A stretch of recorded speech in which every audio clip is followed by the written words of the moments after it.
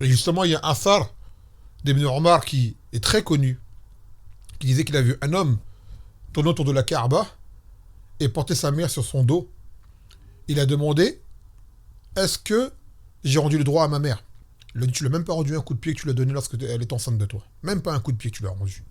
C'est-à-dire, il a fait le tawaf, 7 tours autour de la Kaaba, avec sa mère sur son dos, et malgré cela, ça n'a même pas voulu un coup de pied qu'il aurait pu lui mettre lorsqu'elle était dans son ventre. Alors que dire de tout le reste? De tout ce qu'elle a fait depuis le début, depuis qu'il est venu au monde jusqu'à ce qu'il soit devenu adulte.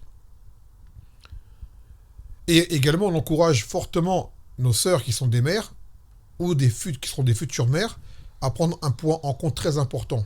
Ne négligez pas vos enfants. Car vos enfants, Inch'Allah, même si ils vous feront souffrir, évidemment, ils vont vous rendre folle. Hein. Si vous faites bien votre travail, vous en trouverez les fruits par la suite, quand ils vont grandir. Surtout avec les garçons.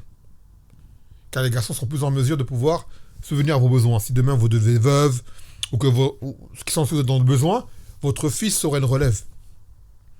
Et à la base, il devient obligatoire pour les enfants de subvenir aux besoins de leurs parents lorsque ceux-ci ne sont plus en mesure de pouvoir le faire. Quand ton père il est trop vieux, ta mère est trop vieille, c'est à toi de dépenser pour eux.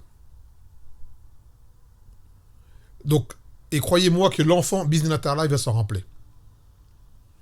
Donc, dès l'enfance, ne rentrez pas dans l'engrenage des koufars de vous faire de vous des femmes comme on dit, dans la vie active, au point de se débarrasser des enfants en les mettant dans les écoles, depuis petit à la crèche, et puis après ainsi de suite. À la base, ça c'est le rôle de la mère au foyer, d'éduquer l'enfant, autant que possible. L'homme, il est plus amené à sortir pour le risque, et la mère, elle reste. Aujourd'hui, on fait sortir l'homme comme la femme, et l'enfant est livré et éduqué par l'État. Et ça se ressent chez l'enfant quand il grandit. Mais des enfants qui ont été éduqués par leur mère depuis petit, auprès de leur mère depuis petit, ils sont différents avec leurs parents quand ils sont plus grands. Donc ne vous faites pas avoir par cet engrenage et croire que l'enfant il a besoin que vous allez travailler. Non, l'enfant il a besoin de la présence de sa mère. Principalement à ce moment-là. Surtout petit.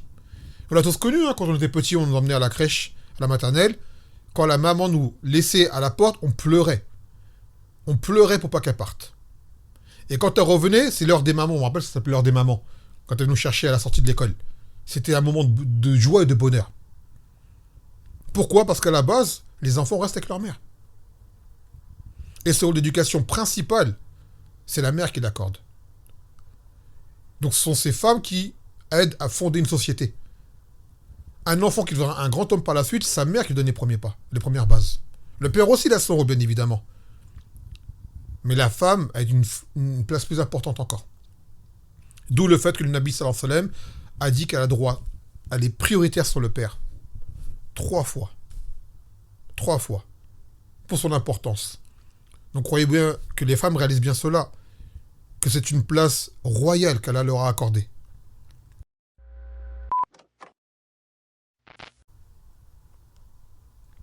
Et également, c'est elle qui le porte dans son ventre. C'est elle qui souffre. C'est elle qui souffre lors de la grossesse. C'est elle qui l'allaite.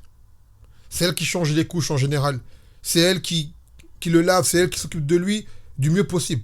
Il y a des hommes, des fois, qui le font. Ça arrive. Des papas poules, comme on dit. Mais à la base, ça, c'est inné à la femme.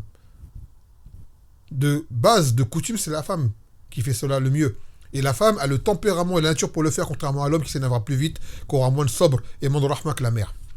À chaque fois qu'on donne un exemple de rahma, c'est celui de la mère. D'ailleurs, le Nabi sallallahu alayhi wa sallam, il a dit que Allah Azza wa Jal, il a 100 rahma, niveau de rahma, il en a mis une seule sur terre.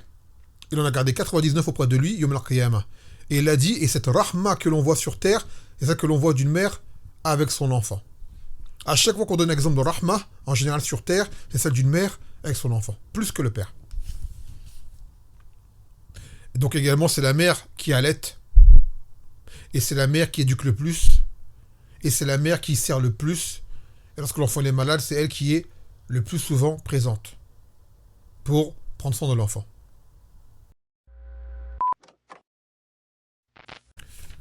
Donc vous voyez comment la mère, la femme a été élevée à ce statut-là. Malheureusement, on est à une époque aujourd'hui où ce statut est vu comme un échec. Une femme au foyer, c'est une femme qui a l'échec. Alors que c'est tout le contraire. La femme la plus royale qui soit, la plus importante qui soit, la plus noble qui soit, c'est la mère du foyer. D'accord? C'est la mère au foyer. Maintenant, il y a besoin de femmes dans d'autres domaines, certes, mais là, celle dont on a le plus besoin, c'est la mère au foyer. Car elle fera un rôle qu'un homme ne pourra jamais faire. Donc le rôle le plus noble qui soit accordé à une femme, il est inné en elle. Pas besoin de diplôme, pas besoin de bac, pas besoin d'études. C'est inné en elle. Après, bien sûr, il faut de l'expérience qu'elle va prendre. Elle, plus elle aura d'enfants, plus elle aura de l'expérience. Bien sûr, une mère de 4 enfants qui a une quarantaine d'années sera bien sûr plus expérimentée qu'une jeune femme de 17, 18, 19 ans qui a son premier enfant. C'est certain. Mais quoi qu'il en soit, de qui elle va apprendre cette expérience? Des femmes plus avancées qu'elle. Pas des hommes en général. Et cette chose-là, elle ne s'apprend pas à l'école. Elle ne s'apprend pas à l'université. Ça, c'est des douloureuses de la vie. Et ça, c'est même universel, même propre à la femme dans son ensemble, même si elle n'est pas musulmane. Dans les sociétés restées sur des mœurs de base, la femme est le pilier de la famille. Du foyer, on va dire. Vous allez en Afrique, vous allez en Asie, vous allez en Océanie, vous allez en Amérique. C'est unanimement reconnu. Et encore plus en islam, parce que l'islam, la femme, elle sait pourquoi elle le fait. Il y a des femmes, elles ne savent pas pourquoi elles le font, c'est inné, c'est la fitra. Mais la femme musulmane, en plus, elle sait que c'est une adoration. Et c'est une grâce qu'Allah lui a accordée. Donc elle a l'irtiseb. C'est-à-dire cette fatigue, elle en transforme en récompense. C'est pas un fardeau pour elle. C'est difficile, certes. Mais elle se dit, alhamdulillah, ala kulli hal, je fais cela, c'est dur. Mais, inch'Allah ta'ala, je récolterai les fruits plus tard. Soit par un enfant salih qui s'occupera de moi. Et même au pire des cas, yawm al-qiyamah, sur ma balance de mes bonnes actions auprès de mon Seigneur. Alors que la kafira le fait de façon innée, mais elle n'a pas d'irtisab. Elle n'a pas d'irtisab. Il y a des femmes tellement c'est dur, elles tuent leurs enfants. Elles deviennent folles. Elles pètent un plomb parce que l'enfant, il les rend folles. Et c'est des cas, croyez pas que c'est rare. Hein. C'est des cas très fréquents. Mais la femme musulmane, elle ne peut pas faire ça. Parce qu'elle sait qui est cet enfant. Elle sait comment elle l'a eu. Et elle sait quel est son rôle auprès de cet enfant-là. Et on parle bien sûr d'une musulmane qui est instruite, un minimum en religion. Alors si on compte la fitra de la femme plus le ilm, là c'est magnifique. Et les plus beaux des foyers, c'est les foyers unis, où la mère est là et le père il est là. Là-dessus, l'enfant il grandit dans un équilibre. D'où le fait qu'à chaque fois on insiste sur ce point-là, auprès des couples, wallah, ne soyez pas laxistes dans les sujets de dispute et de divorce. L'enfant, il a besoin de vous. L'enfant a besoin de vous. Il a besoin de sa mère et de son père. Ce sont les deux ailes de l'oiseau pour qu'il vole droit. Quand il manque l'une des deux ailes, ça peut être bancal. Il a Allah.